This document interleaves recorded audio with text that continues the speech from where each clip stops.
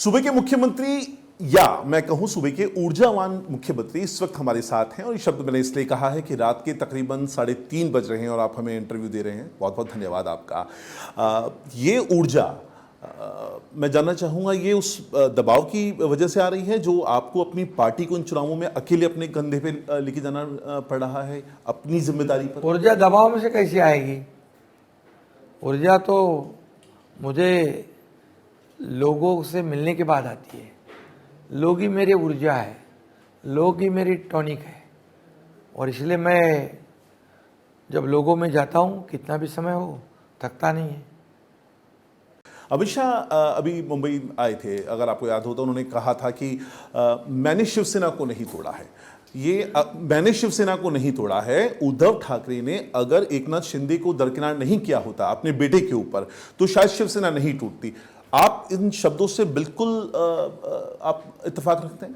बिल्कुल सहमत हूँ, क्योंकि मैंने तो उनको कहा था कि हम शिवसेना और बीजेपी का गठबंधन फिर से करते हैं, क्योंकि हम चुनाव लड़े थे साथ में, लेकिन उन्होंने कुर्सी के लालच में कांग्रेस के साथ सरकार बनाई और तब से शुरू हो गया शिवसेना का जो मैं कहूँगा कि नुकसान हो लोगों को। हमारे विधायक जो है उनका नुकसान हो, पार्टी का नुकसान हो, तब से सिलसिला जारी हो गया। और ये शिवसेना से अलग हम नहीं हुए हैं, हम शिवसेना में ही है। अमित शाह शायद ये इशारा कर रहे थे कि अगर आपके कंधे पे ज्यादा बड़ी जिम्मेदारी होती, अगर आप शायद मुख्यमंत्री के चेहरे होते तो शायद आज ये पूरी शिवसेना एक होती। क्या इस बात में सच्चाई है? आपको तनिक भर देखिए, मुझे मुख्यमंत्री बनने के बजाय पार्टी साथ में रही, इसमें मुझे ये मेरा मकसद था। और इसलिए लोगों ने जो मैंडेट दिया था शिवसेना और बीजेपी को, उसकी सरकार बनानी चाहिए थी, वो नहीं बनी, तब उससे शुरुआत हो गई। इन चुनावों में दो नारे बड़े इस वक्त चल रहे हैं। एक तो बटेंगे तो कटेंगे, आपने बहुत सुना ही होगा। एक है तो सेफ है। कौन सा नारा आपको लगता है ज्यादा सही है, सटीक? क्या है एक है तो सेफ है बोलना क्या गुनाह है? क्या एक है राज्य में, देश में, कहीं पर भी हम एक रहते तो इस हमें सुरक्षा महसूस होती तो है। फिर बटेंगे कटेंगे क्या है वो? बटेंगे कटेंगे मतलब क्या? बटेंगे मतलब एक हो जाओ, कटेंगे मतलब क्या? आप क्यों, कौन सा अर्थ ले रहे? कोई धर्म की बात की, कोई मजहब की बात की? अगर एक साथ होकर इस चुनाव में सामने जाते हैं तो नतीजा लोगों के फायदे का होगा, महाराष्ट्र के हित का होगा। तो इसमें बोलने में क्या, इसमें कौन सा गुनाह किया है? कोई जात पात के ऊपर, कोई मजहब के ऊपर बात की है? नहीं सब मैं सवाल इसलिए कर रहा हूँ कि आपके ही पार्टनर हैं अजीत पवार, वो कह रहे हैं इस तरह के नारे यूपी बिहार में चलेंगे, यहाँ महाराष्ट्र में इनका काम नहीं है। पंकजा मुंडे भी कहती हैं कि इस तरह के नारों का कोई औचित्य बनता नहीं है। इसलिए मैं मोदी जी ने क्या कहा? एक है तो सेफ है। एक होकर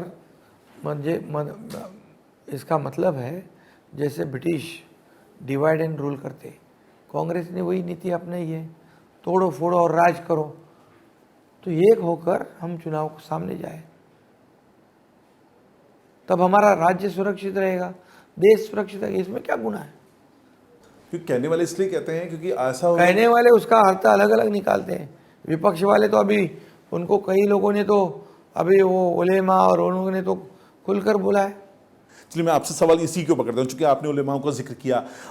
अलग अलग उलेमा हैं। अभी हाल ही में सज्जाद नोमानी हैं, उन्होंने भी कहा कि एमवीए को वोट दो, सारे के सारे एक साथ मिलकर।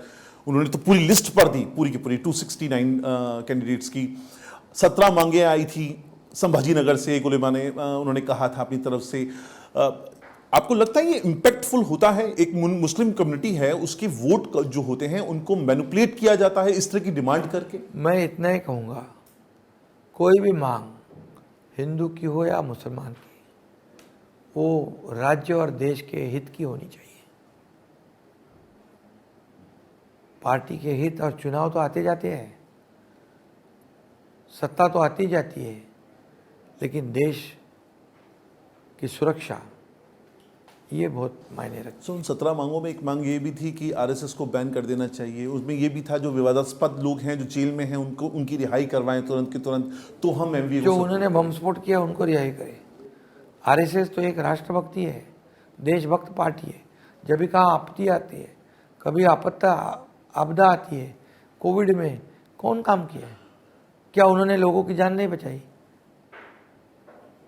ऐसे लोगों को बैन करना, ये कहना, ये कौन सी नीति है? ये कौन सी भूमिका है? जो लोगों की सेवा करते हैं। वोट जिहाद एक शब्द है। लोकसभा चुनावों के बाद हमने इसका जिक्र ज्यादा सुना था।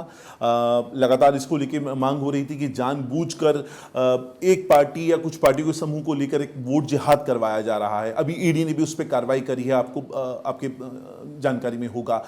क्या आप बतौर सूबे के मुख्यमंत्री आपको वाकई में ऐसा लगता है कि इस तरह का टर्म है इसको? लेकिन ऐसा किसी ने करना ही नहीं चाहिए। आज लोकसभा में फेक नैरेटिव फैलाकर संविधान बदलेगा, मुसलमानों को डराया, आदिवासियों को डराया, क्रिश्चियनों को डराया, सबको डराए, सबको ऐसा माहौल बनाया कि अब क्या होगा, अब क्या होगा, मोदी जी को हटाओ। क्या हटा पाए? इसको भी तो सोचना चाहिए। आज जितनी योजनाएं, परियोजनाएं, क्या उसमें सिर्फ हिंदू फायदा लेता है? क्या मराठी फायदा लेता है? सभी लोगों को फायदा होता है। उसमें कोई जात पात धर्म है? तो ये लोगों के आहिस्ता आहिस्ता जहन में जरूर आएगा। और ये कांग्रेस की नीति जो है, आज तक सबको आपस में लड़ाया है। क्या संविधान बदलेगा? जब तक सूरज चांद रहेगा, जब तक संविधान कोई बदलने की हिम्मत नहीं करेगा। मोदी जी ने तो संविधान दिन शुरू किया। ये 50-60 साल तो ये कांग्रेस को याद भी नहीं था।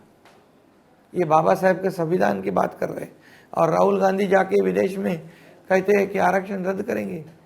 ये किसको चैलेंज है? कॉन्स्टिट्यूशन को चैलेंज है? नहीं है। विदेश में जाके हमारे देश की बदनामी करते, ये क्या है? सर, आपके पास गिनाने के लिए बहुत सारे काम हैं, चाहे अटल सेतु हो, चाहे आप कोस्टल रोड हो, आपने बहुत लाडली बहन योजना चालू करी और भी कई सारी योजनाएं मुझे याद हैं आपकी तरफ से है। योजनाएं और परियोजनाएं और प्रोजेक्ट इतने हैं कि गिनाते गिनाते सुबह हो जाएगी। तो सर फिर ये एक है तो सेफ उनके है। पास क्या है? उनके पास क्या है बताओ गिनाने के लिए? इस काम में रोक दिया, इसमें स्पीड ब्रेकर डाल दिया, इसको स्टे दिया। मैंने तो चैलेंज किया था, अपील किया था, होने दो चर्चा, 2.5 साल आपके, 2 साल हमारे, दूध का दूध पानी का पानी होने दो। सर आप बात सही कर रहे हैं, लेकिन मैं सवाल इसी से जुड़ा हुआ है। जब इतने काम आप लोगों ने करे हैं, इतनी परियोजनाएं लाए हैं जनता के लिए, तो फिर ये बटेंगे कटेंगे, अरे भाई वो बटेंगे कटेंगे के पीछे क्यों जा रहे हैं? एक है तो सेफ है, क्या उसमें गुनाह है?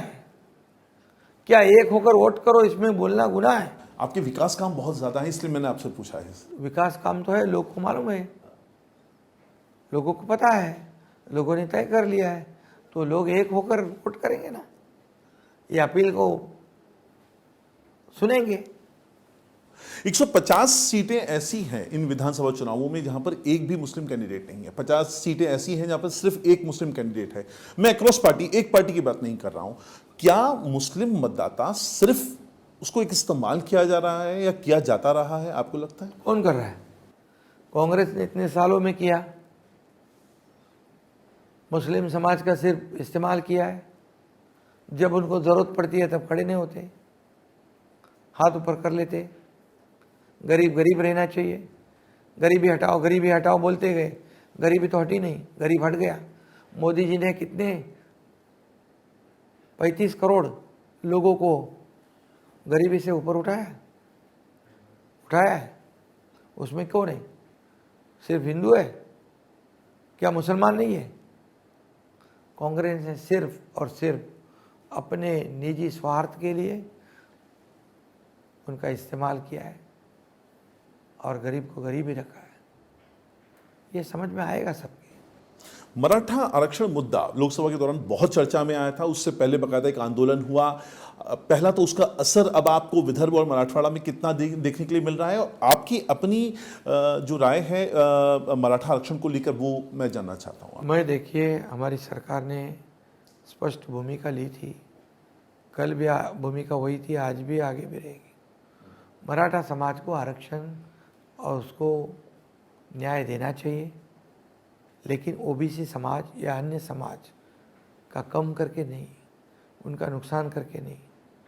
हमने 10% रिजर्वेशन दिया, हमने खुलेआम कहा था, छत्रपति शिवाजी महाराज की कसम खा के कहा था।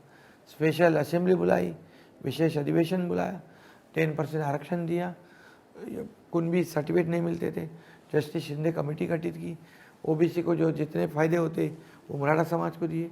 5000 लोगों को सिलेक्शन हुआ था, अपॉइंटमेंट नहीं मिली थी, हमने वो दे दी। अब उसका फायदा भी ले रहे हैं। अभी कोर्ट में कौन उसको खिलाफ गया है, देखो। ये आरक्षण जिन्होंने देना चाहिए था उन्होंने नहीं दिया, मराठा समाज का सिर्फ इस्तेमाल किया और उनको राजनीतिक रोटियां सेक दी, खुद का फायदा किया, मराठा समाज को वंचित रखा, और देने वाले हम हैं। अभी दिया उसका भी विरोध कर रहे हैं। देवेंद्र जी ने दिया,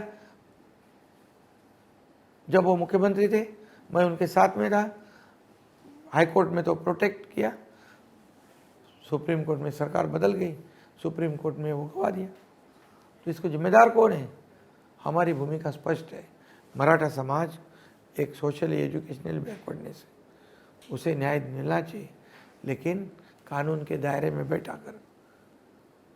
हम किसी को फंसाएंगे नहीं, हम झूठा वादा करेंगे नहीं, लेकिन जिन्होंने झूठा वादा किया है ये मराठा समाज ने, उनको भी समझना चाहिए। सर, जितना कन्विक्शन आपके अंदर मराठा आरक्षण को लेकर है, क्या वही चीज आपके अंदर मुस्लिम आरक्षण को लेकर है? क्योंकि अजीत पवार तो लगातार उसकी पैरवी करते आए हैं, वो तो कहते हैं कि मुस्लिमों को भी आरक्षण मिलना चाहिए। आपकी ही पार्टनर है इस सरकार के अंदर, आपकी इस पे सोच? हमने कोई भी भेदभाव नहीं किया है। जितनी परियोजना है, योजना है, सभी में किसी को इसको दो, उसको दो, उसको नहीं दो। हमारी पॉलिसी है। शिवसेना बीजेपी जो हमारी गठबंधन है, सरकार है, महायुति है, हम मिलकर डिसीजन लेते हैं। आपको गुस्सा होते हुए हमने बहुत कम देखा है, लेकिन एक तस्वीर बड़ी वायरल हुई थी जब आप अचानक से अपनी कार से निकलते हैं और कांग्रेस के दफ्तर में चले जाते हैं डांटने के लिए, जब आपके खिलाफ वहां पे नारे लगाए गए थे गद्दार के। नहीं, मैंने उनको बताया कि ऐसे आदमी से सावधान रहो, ऐसे लोगों से जो कानून व्यवस्था बिगाड़ने की कोशिश करते हैं, समझाने का काम किया है। गलत है। कार्यकर्ताओं को जवाब क्या था? कुछ नहीं, वो लोग बोले हमारा कार्यकर्ता ही नहीं वो। सर, सरकार इस वक्त 3 में अहम इसके पहलू है। मेरा आखिरी सवाल आपसे रहेगा, आप हैं, देवेंद्र फडणवीस हैं, अजीत पवार हैं, चुनाव में आप जा रहे हैं। पिछली बार जब शिवसेना के साथ साल 2019 में संधि टूटी थी तो इस बात को लेकर कि वादा कुछ और किया गया था और कुछ और हुआ, मुख्यमंत्री को लेकर बात हुई थी। क्या ऐसा वादा इस बार आपके साथ किया गया या नहीं किया गया? पहला सवाल मैं आपसे जानना चाहूंगा इसी से जुड़ा हुआ। और अगर कोई इस तरह की संधि हुई तो खुलकर क्या आप सबके सामने बताएंगे कि हुआ क्या है, तय क्या हुआ है, इन चुनावों के लिए क्या तय हुआ है? अरे भैया, हमारा कोई लड़ाई नहीं है, कोई कंपटीशन नहीं है, कोई रेस नहीं है। वो रेस MVA में है। हमारे को इतना ही करना है, हमारी पूरी टीम वर्क काम कर रही है महायुति की सरकार लाने के लिए। हमारा फोकस वही है।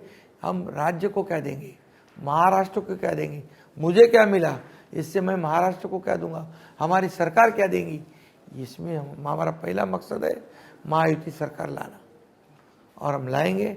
मेजोरिटी के साथ लोगों ने तय कर लिया है। जितना काम हमने किया है, जितनी योजनाएं लागू की, आज तक के इतिहास में कभी नहीं थी। लेकिन राज्य की जनता तो पूछती है ना, मुख्यमंत्री के चेहरे पे, क्योंकि 2.5 साल आपने बढ़िया काम किया, इसलिए मैं आपसे सवाल कर रहा हूं कि अगला मुख्यमंत्री आप ही रहेंगे या? वो अभी क्या जल्दी है, पहले तो सरकार लाएंगे, हम मेजोरिटी लाएंगे, फिर बैठ जाएंगे। हमारे में कोई रेस नहीं है, कोई कंपटीशन नहीं है। चलिए, बहुत बहुत धन्यवाद सर आपका। सूबे के मुख्यमंत्री इस वक्त एकनाथ शिंदे हमारे साथ थे। Thank you. Z News.